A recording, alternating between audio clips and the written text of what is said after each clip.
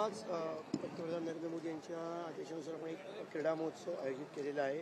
कशी असणार आहे इव्हेंट आणि कसा कार्यक्रम? प्रामुख्याने माननीय पंतप्रधानांनी सर्व खासदारांना आम्हाला सांगितलं होतं की खासदार क्रीडा महोत्सव हे प्रत्येक खासदाराने आपल्या क्षेत्रामध्ये जाऊन करायला पाहिजे आणि त्या पद्धतीने देशामधल्या सर्वच खासदारांनी याची सुरुवात केलेली आहे आणि आपल्या इथे देखील माझ्या उत्तर पश्चिम लोकसभेच्या माध्यमातून आज याची सुरुवात या अंधेरी स्पोर्ट्स कॉम्प्लेक्समध्ये होते आणि ह्या अंधेरी स्पोर्ट्स कॉम्प्लेक्समध्ये होत असताना अनेक खेळांना याच्यामध्ये प्राधान्य दिलेलं आहे.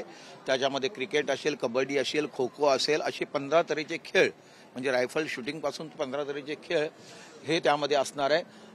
माननीय पंतप्रधानांचं एक उद्दिष्ट आहे खेलो इंडिया, म्हणजे आपण फिट राहिलं म्हणजे तरुण जवान जे काही फिट राहिलं तर त्या पद्धतीने आपल्याला खेळामध्ये देखील प्रावीण्य मिळवता येईल आणि त्याचप्रमाणे देशातला तरुण वर्ग आणि बाकीची लोक देखील फिट राहतील.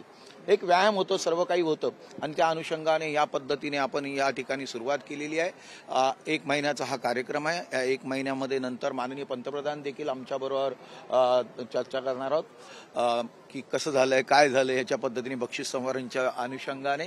तर एक प्रोत्साहित करणं आणि मी तर आपल्याला माहिती आहे विधानसभेत माझ्या इथे जोगेश्वरी मध्ये मातोश्री क्रीडा संकुल आहे आणि त्यामध्ये गेले जवळजवळ 27 वर्ष आपण तो क्रीडा संकुल चालवतोय. परंतु माझी जी संकल्पना आताच्या माध्यमातून आहे आणि माननीय मंत्री महोदय आता येतीलच एकनाथजी शिंदे की ज्यांच्याकडे अर्बन डेव्हलपमेंट आणि याच्या जे खातं आहे तर त्याच्या अनुषंगाने माझी मागणी असेल की मागच्या वेळेला देखील राज्याने सांगितलं होतं की प्रत्येक विधानसभेमध्ये एक स्पोर्ट्सचं एक ठिकाण असावं, परंतु माझी मागणी वेगळी असेल. माझी मागणी अशा पद्धतीचं क्रीडा संकुल प्रत्येक विधानसभेत असावं आणि मुंबई महानगरपालिकेच्या प्लेग्राऊंडवरती त्यांनी ते करण्यात यावं. आज माझ्या इथे जर ईस्टला अशा पद्धतीचं स्टेडियम असतं म्हणजे त्या विधानसभेत तर मी त्या विधानसभेपासून सुरुवात केली असती. तर अशा पद्धतीचं प्रत्येक आपल्या RGPG म्हणजे PG वरती प्लेग्राऊंडवरती अशा पद्धतीने जर आपण ह्या आताच्या बजेटमध्ये प्रत्येक वर्षाला 10 कोटी जर आपण ठेवले तर 50 कोटीमध्ये एक प्रत्येक विधानसभेमध्ये अशा पद्धतीचं एक संकुल होऊ शकतं आणि त्याच्यामध्ये सर्वच गेम म्हणजे आखणीच केलेली असते. त्यामुळे प्रत्येकाला गेमला प्राधान्य मिळू शकतं आणि क्रीडा प्रेमी आणि कला क्षेत्रामध्ये जी लोक आहेत त्यांना त्याचा उपभोग घेता येतं. ही माझी मागणी आज माननीय मुख्यमंत्र्यांच्या माध्यमातून ती केली जाईल. परंतु आपण देखील याला प्रसिद्धी देऊन याच्यामध्ये अपंग, दिव्यांग यांना देखील प्राधान्य दिलंय.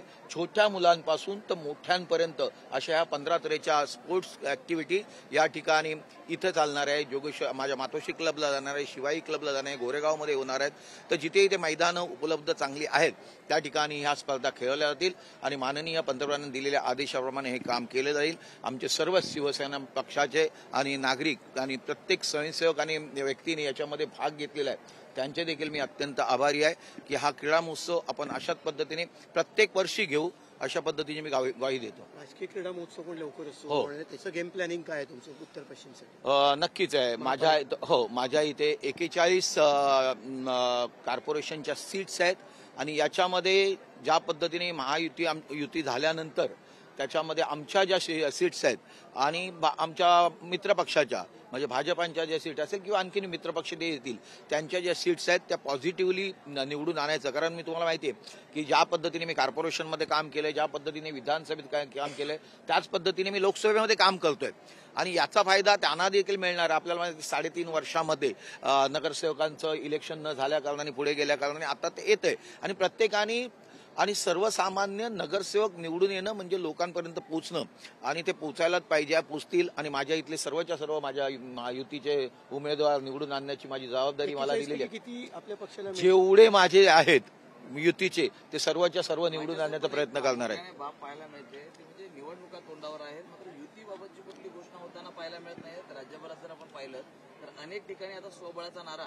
हाच काँग्रेस मुंबईमध्ये प्रत्येकाच्या पक्षाची धोरणं असतात आणि पक्षाच्या धोरणाप्रमाणे जातो आणि त्यामध्ये त्यांना काँग्रेसला वाटत असेल माझ्या सर्वच लोकांना ज्यांची मागणी आहे त्यांना सर्वांनाच तिकीट द्यावं अशा पद्धतीची मागणी असेल. परंतु याच्यामध्ये निवडून येण्याची जी कुवत जेव्हा आपला सर्व्हे होतो आणि हा सर्वे प्रत्येक जण प्रत्येक पक्ष करतो त्या पद्धतीने या सर्वेमध्ये निवडून येणं, तुम्हाला देखील माहिती आहे सर्वे होणं हे महत्त्वाचं असतं आणि सर्वेमध्ये हा जनमानसात जाऊन सर्वे होतो आणि त्यामुळे जो कार्यकर्ता असतो ज्याला तिकीट देणार आहे तो निवडून येणं, याच्यामध्ये मुख्य म्हणजे जो कार्यकर्ता असतो तो लोकांमध्ये असलेला असणं गरजेचं असतं, तो लोकप्रिय असणं गरजेचं असतं.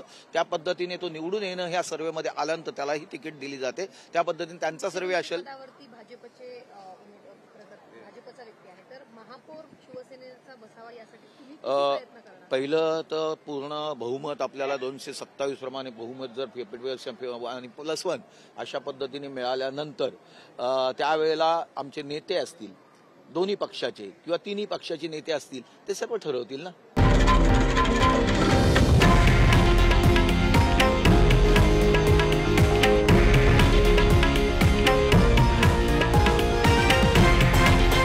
हे आहे देशातील नंबर 1 न्यूज नेटवर्क आणि आपण पाहत आहात TV9 मराठी, एकमेव.